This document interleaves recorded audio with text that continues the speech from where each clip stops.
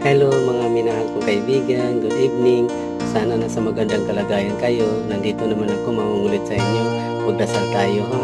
Maraming salamat sa Sama at sa Anak at sa Espiritu Santo.